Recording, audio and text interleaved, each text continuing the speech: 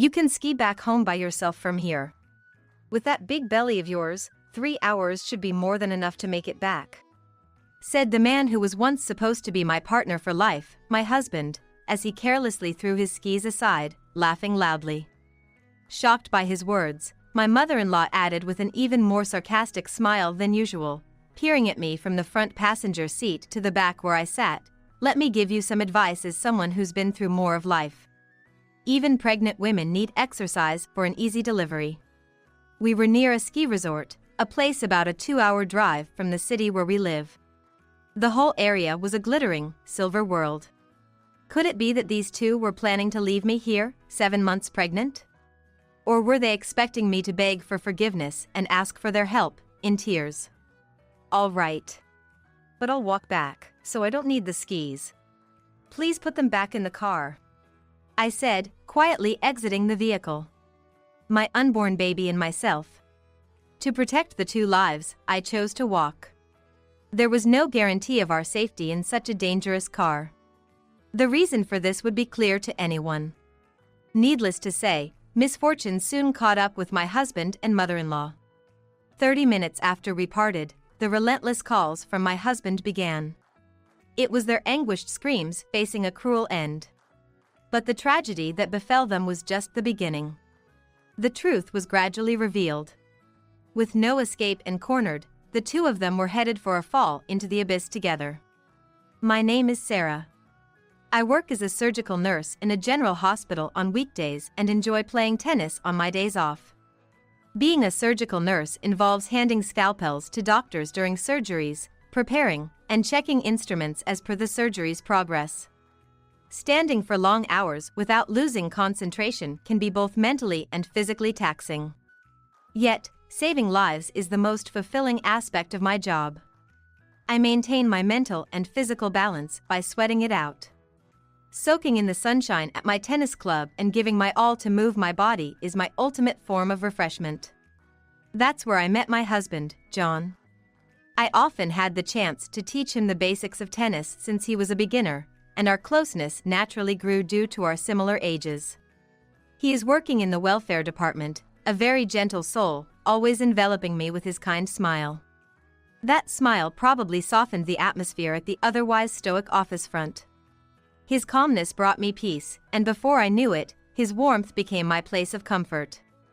Our relationship progressed smoothly, and we got married a year after meeting, soon welcoming a child.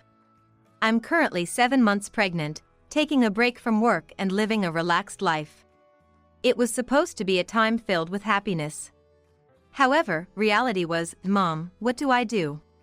I got scolded by my boss at work again. How many times has it been now? What should I do, as my husband would first call his mother upon returning from work. This became his daily routine. After getting married, it became clear that my husband had an excessive dependency on his mother, needing to report his daily events to her to feel at ease. More so, he couldn't settle down without hearing her voice. He couldn't make decisions on his own, sidelining my opinions and always deferring to his mother for judgment. Our time together was always dominated by talks of his mother. Furthermore, on nights when I had shifts, he would stay at his parents' house. Hearing Mom every day was driving me insane. Yes, he was a hardcore mama's boy.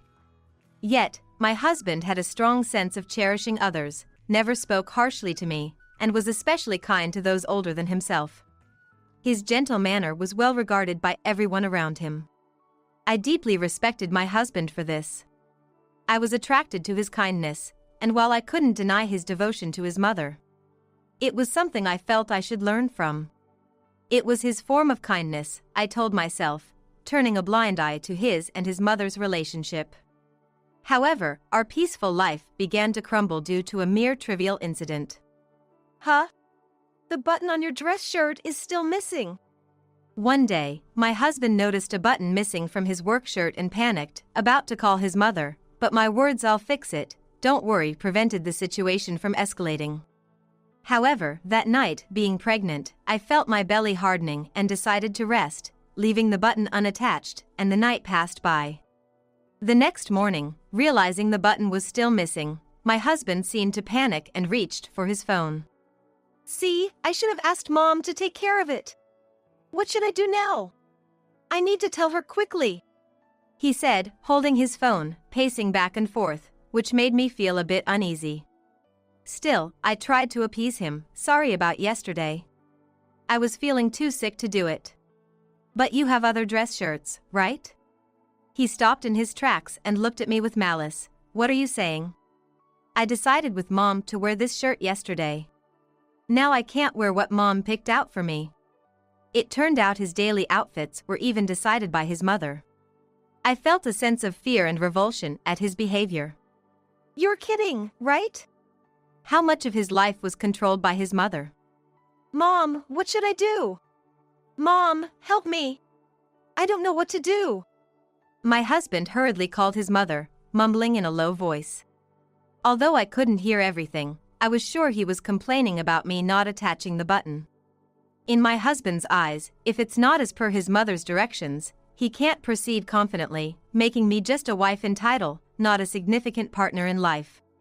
To him, his mother was his primary partner. How pathetic and disgusting. Facing such a husband, I felt an emotion I had never felt before. Recently, I've been struggling with mood swings, attributing it to prenatal blues. But this time, I couldn't contain my emotions, despite trying to calm myself down repeatedly. It felt like a massive explosion occurred within me. Enough. It's creepy, always Mom. You're an adult, think for yourself. You're about to be a father, stop relying on your parents for everything. My outburst left my husband with a dumbfounded look. Sarah, what are you saying? What's wrong with asking Mom? It's what I've always done. Why are you suddenly mad about it? His slow, unchanged tone as he approached me creepily was the last straw for my patience. Don't seek Mom's opinion over a single shirt, think for yourself. I've overlooked it until now, but I've reached my limit. Be a more responsible father. Stay away. It's disgusting. This was our first major argument as a couple. I knew I shouldn't have said those words. But I couldn't suppress my feelings any longer. Afterward, my husband left the house wearing the shirt with the missing button, without uttering a word. Was this really okay? I must have hurt him. Should I have just endured it? My day was filled with a mix of emotions. Since then, my husband blatantly started avoiding me, and his return home became later each day. He likely stopped by his parents' house for dinner, spending time with his mother before coming back. But that wasn't enough, he continued talking to his mother on the phone until bedtime. He was constantly connected to his mother. I attempted to apologize, thinking I might have gone too far, but he wouldn't even listen or make eye contact. Despite living under the same roof, I felt utterly invisible. Mom, she's giving me that look again. She seems particularly irritable today. Of course, my complaints didn't cease, and their conversations seemed lively. Hearing my husband's cheerful voice through the door, I felt helpless and increasingly alienated. How long would this life continue? I wanted to return to our old days. For the sake of our unborn child. One day, I decided to wait for my husband to come home so we could have a proper conversation. But that night, it wasn't my husband who opened the front door, but my mother-in-law with a look of fury. Enough with you. Why do you keep picking on John every day? What joy do you get from tormenting that kind soul? He can't even stand up to you and comes home crying every night. You demon wife. You devil.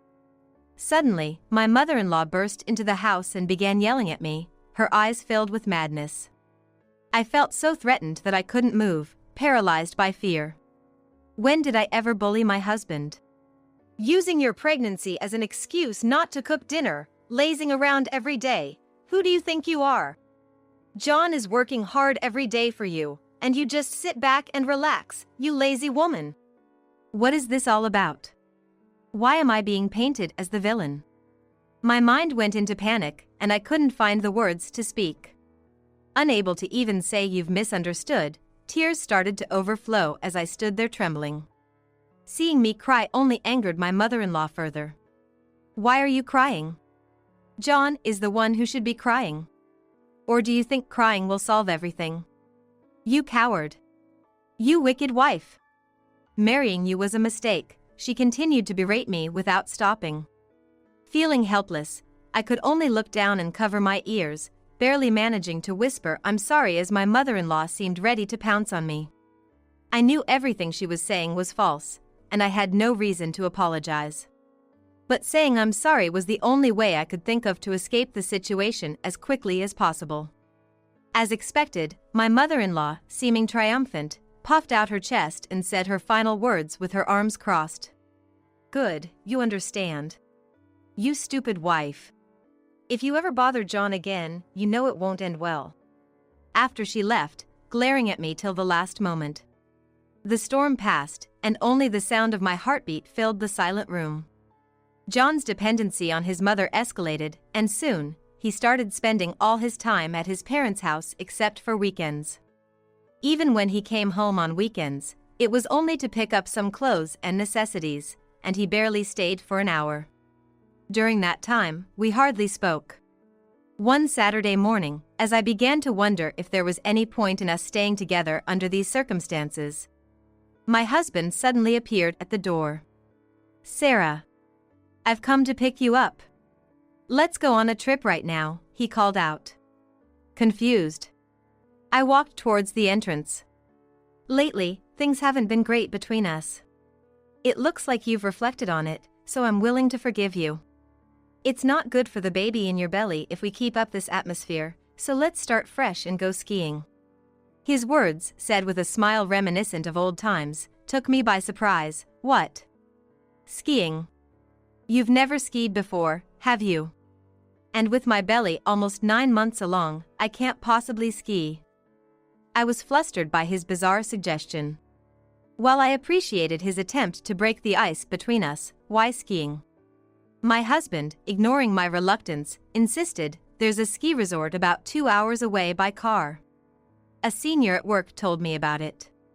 It's easy to get to, and there's even a beginner's course where pregnant Sarah can safely ski. Everything's prepared. You don't have to worry about anything. Let's go. He grabbed my coat, forcefully pulled me by the hand, and led me to the car parked outside. With mixed feelings of wanting to believe in my husband's intentions for our unborn child and suspicion about skiing, I found myself seated in the back of the car, and we set off. Our next stop was his parents' house. My mother-in-law, fully prepared, waved at us with a smile. She was coming along? On our couple's trip? Or was there another plan? As the two of them chatted away, oblivious to my confusion, my mother-in-law got into the car, turned to me with a smile, and said, Sarah, glad you could join us. Let's enjoy skiing together. Was this some kind of trap? And then the car started moving again. This would be John's first time driving in the snow. Could he really handle it? And this car? My anxiety only grew. The two of them seemed in high spirits throughout the drive, which only added to my unease. What were they planning? My hands were sweaty from gripping them so tightly. We'll be arriving soon. Let's stop around here, John said as he suddenly pulled the car over. We were near a ski resort, on a snowy mountain road, surrounded by a white, glistening world. The weather was clear, and the snow sparkled like jewels in the sunlight. Yet, this beauty only heightened my anxiety. Get out here. Here, I'll lend you the skis, he said, getting out of the driver's seat, pulling out skis from the trunk. What do you mean, get out here? Isn't the ski resort still further ahead? I was utterly dumbfounded by the situation, unable to comprehend why I was being dropped off in such a place. This kind of harassment isn't something a person with a conscience would do. Moreover, I was carrying a precious life in my belly. Then, my mother-in-law, who had drastically changed her attitude, turned around and gave me a sinister smile. You know, despite how much I've scolded you, you haven't shown any signs of reflection. Instead, your attitude has only worsened. Despite me telling you not to bully John, you continue to harass him every day, making him feel miserable and sad. Do you find that amusing? I couldn't understand what she meant. What had I done to my husband? You easily get hot-headed, might do well to cool off your head in a place like this, she said, bursting into laughter. Besides, you've been lazing around at home under the pretext of your pregnancy, haven't you? Let me give you some advice as someone who's lived a bit longer. Pregnant women need exercise for an easy birth, she added, her eerie laughter filling the car. My husband chimed in to match my mother-in-law's assault. You can ski back home alone from here. With that big belly of yours, 3 hours should be more than enough to make it back. What were these two expecting from me? Did they think that if I apologized and pleaded with them, their demands would be satisfied? Or were they seriously planning to abandon me and the life within me, regardless of their intentions? No matter their reasons, their actions were inexcusable. I was determined to protect the child in my belly. Furthermore, this car wouldn't be able to continue much further on the increasingly snow-covered and icy road. All right. But it's dangerous for me to ski in this condition, so I'll walk back. Please put the skis back in the car. With that, I quietly got out of the car and turned my back on them, planning to make my way to a populated area while the sun was still warm. Glancing back, I saw my husband putting the skis back in the seat where I had been sitting. This would probably be our last moment together. I silently retraced my steps, walking alone along the snowy roadside. Suddenly, the clear weather changed, and snow began to fall. Looking up, the sky was quickly covered by dark snow clouds, bringing snowfall that soon turned into a fierce blizzard. I couldn't see anything ahead. The raging snow obscured my vision, and I didn't even know where I was walking anymore. Overwhelmed by fear and cold, my legs stopped moving. I might not make it. Just as I felt my consciousness fading, a strong light slowly approached me from behind. It was a car. The car stopped beside me, and the driver, a man, leaned out, looking worriedly at me. Fortunately, I was wearing a red dress, making me stand out against the gray world. The man, sensing something was wrong with a pregnant woman walking alone on a snowy road, called out to me. Beside him sat a woman. They were a couple on their way back from skiing. Without asking why I was walking alone in the blizzard, they quickly urged me into the back seat of their car, where the woman offered me a blanket and warm tea. They seemed to understand my plight. They drove me home without asking for any explanations. Thus I was saved by a kind couple. Upon arriving home, I repeatedly offered to thank them, but they simply wished me a healthy baby and drove away without asking for anything in return. The town was unimaginably peaceful compared to the blizzard on the snowy road, with the sun shining warmly. I watched their car disappear from view before going inside my home. Meanwhile, my husband and mother-in-law, who had left me to climb the snowy road, seemed to have encountered terrible trouble. Unbeknownst to me, my husband had been calling repeatedly while I was being rescued by the kind couple. I had fallen asleep in the warm and comfortable car, exhausted and unaware of the incoming calls. After arriving home and checking my phone, I was shocked to see a continuous series of missed calls lasting over 30 minutes. What on earth had happened? As I was looking at my phone, another call from my husband came through. Hello? I answered the phone hesitantly, and my husband screamed so loud it was almost ear-piercing. Apparently in a panic. Sarah! Why didn't you answer the phone? What have you been doing? Please, come back here quickly. It's serious. Mom. What kind of selfish thing is he saying? After leaving me behind, now he wants me to come back? I was appalled and lost for words at my husband's audacity. He continued speaking alone on the other side. It seemed they had gotten into a terrible accident. After leaving me on that mountain road, they headed up the opposite slope. The weather was fine, and the visibility was clear, so they probably decided to drive to the ski resort. However, the mountain weather mercilessly changed, and they were suddenly hit by a fierce blizzard. My husband, who is not good at driving, was pushed by the strong wind and failed to make a curve, slipping on the icy road, causing the car to spin 180 degrees. The car slid down the mountain road and eventually got stuck in deep snow off the side, trapping one of the front wheels. My mother-in-law got out of the car to check the front wheel and went around to the front. Regardless, my husband only thought about freeing the snow-covered front wheel and continued to press the accelerator hard. The car lurched forward unexpectedly. My husband, seeing my mother-in-law in front, frantically tried to brake, but it was too late. Additionally, the icy road accelerated the car, and in an instant, my mother-in-law was trapped under it. The car slid several meters further before coming to a stop, and by the time my husband managed to get to her, she had already lost consciousness. Despite his confusion, my husband managed to call an ambulance with trembling hands, but the blizzard was delaying its arrival. The ambulance still hasn't arrived. Where the hell are they driving? You're a nurse, right? Hurry back here and take care of Mom. If this goes on, Mom won't make it. Do something. My husband desperately pleaded with me. Oh, is that so? And here I thought you were worried about me walking alone in a blizzard. But it's about Mom again, huh? Even if you tell me to come back, I'm already home. Deal with it yourself. My husband's ridiculous demand made me snort in disbelief, angering him further as he raised his voice even more. Why are you laughing? My important parent is about to die. Don't you care about human life? You heartless person. I could throw those words right back at him. If human life is so important to you, you shouldn't have left a pregnant woman in the middle of a snowy mountain. And it's absurd for someone as bad at driving as you to attempt such a snowy road without changing to snow tires. Didn't you realize that? It's only natural you'd slide off. My words silenced my husband for a moment. Then, snow tires? Mom never mentioned such a thing.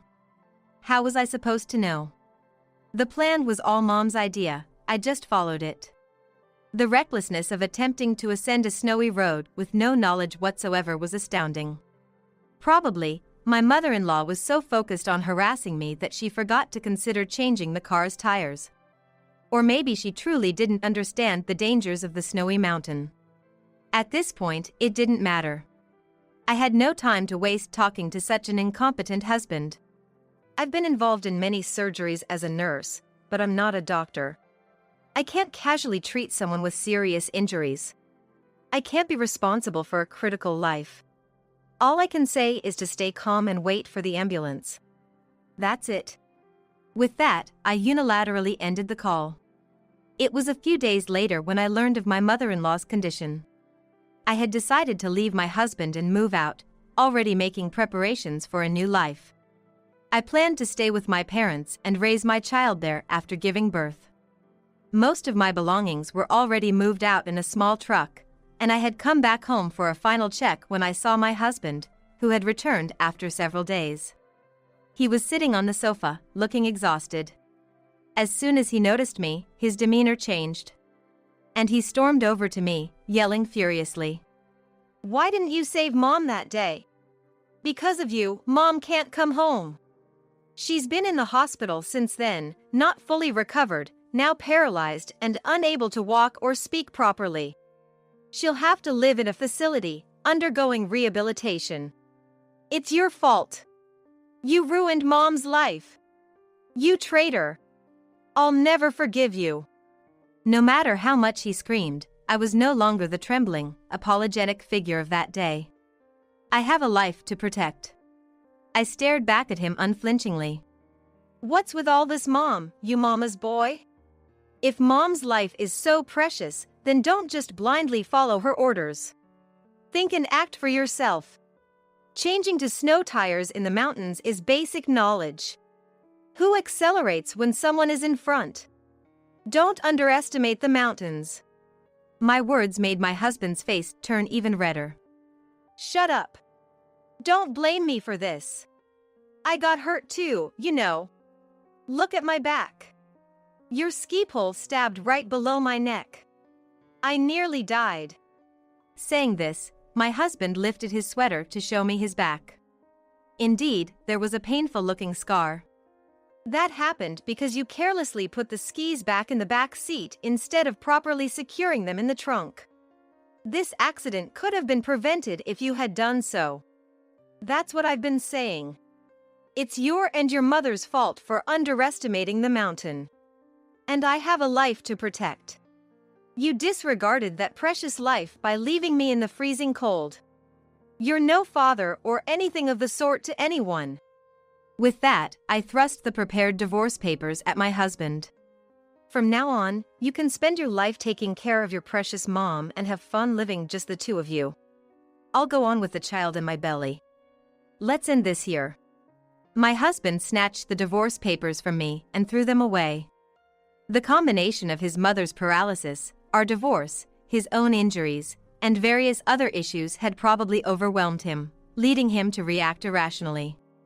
He continued to spout disjointed words, blaming me and escaping reality, making it impossible to have a meaningful conversation. We can't settle this now. Let's go through lawyers from now on. With that, I headed for the door. There was no reason for me to stay in that house any longer. Suddenly, the door opened, and two unfamiliar men entered the house. Dressed in suits but with a menacing demeanor, they walked past me without hesitation and confronted my husband, demanding repayment of interest and principal owed to them today. My husband was paralyzed with fear, unable to move. What was this about?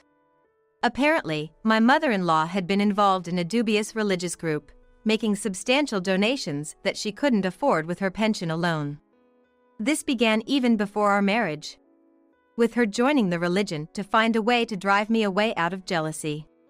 She was easily brainwashed at a meeting and quickly became a devoted follower, buying expensive charms, pots, and ineffective water, chanting daily and attending the facility with fervor.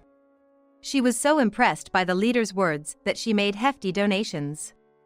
The decision to take me to the snowy mountain was not her meticulous plot but guided by the religious leader's teachings. Realizing how much disdain she had for me, I was terrified. She had accumulated debt to fund her religious activities, unbeknownst to my husband. After she became paralyzed and was rumored to be living in a facility, the debt collectors, unable to approach her there, targeted my husband instead. I don't have the money right now, my husband said, sweat dripping from his forehead. The men noticed me and asked if I was his wife. But I was no longer his wife or related to his mother in any way. No, I'm just a stranger, I replied, and left the house with my belongings, not looking back. I heard my husband crying out behind me. But it was nothing to do with me. Thus I headed for my parents' house. Months passed, and spring arrived. Through our lawyers, we officially divorced, and my ex-husband was ordered to pay alimony. Despite his struggles with his mother's massive debts and the additional financial burden of alimony, his actions towards me were inexcusable. Regardless of his suffering, I was entitled to the alimony.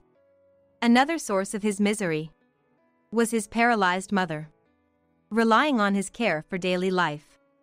She showed no gratitude, instead blaming him for her condition and continuing her religious activities in the facility.